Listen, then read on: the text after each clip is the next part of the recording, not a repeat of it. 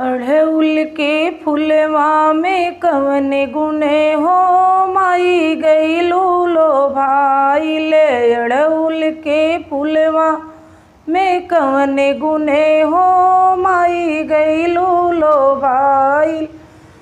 बेला चमेली माई के मनऊ ने भावई। बेला चमेली माई के मनऊ ने भावई। अढ़उल के फुलवा में कवन गुने हो माई गइलू लो भाइल।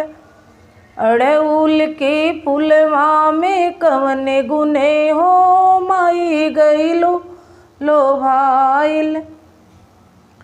कोटा अटारी माई के मनऊ ने भावई। महला दोई महला माई के मनऊ ने भावई। ऊंचे पहाड़वा पे कवन गुणे हो माई गइलू लो भाइले। ऊंचे पहाड़वा में कवन गुणे हो माई गइलू लो भाइले। अढ़उल के फुलवा में कवन गुने हो माई गइलू लो भाइल।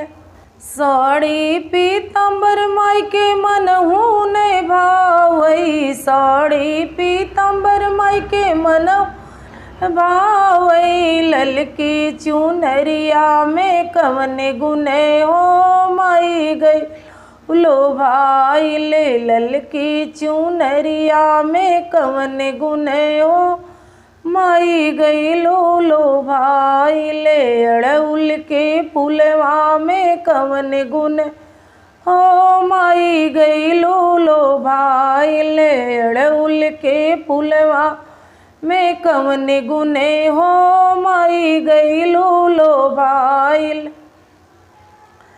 पूड़ी मिठाई माई के मनऊ ने भावई। पूड़ी मिठाई माई के मनऊ ने भावई। मटकी जउरिया में कवन गुणे हो माई गइलू लो भाइल। हरे नरियरवा में कवन गुण हो माई गइलू लो भाइले। मटकी जउरिया में कवन गुणे हो माई गइलू लो भाइले। अढ़उल के फुलवा में कवन गुणे हो माई गइलू लो भाइल।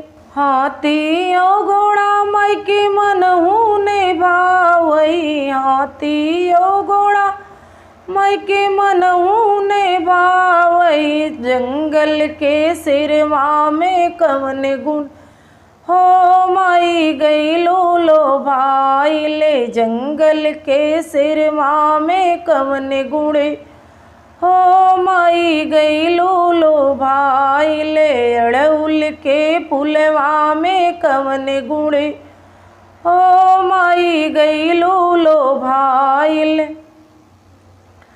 कौनो बिरछ माई के मनऊ ने भावई। कौनो बिरछ माई के मनऊ ने भावई।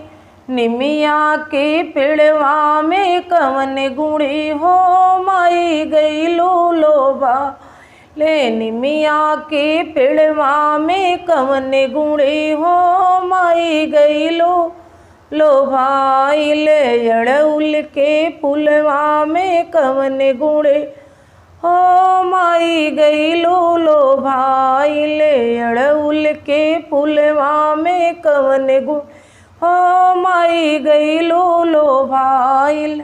पचरा अच्छा लगा हो तो लाइक शेयर कमेंट करें और अपना प्यार बनाएं। जय माता दी। तब तक के लिए धन्यवाद। अगले वीडियो में मिलेंगे।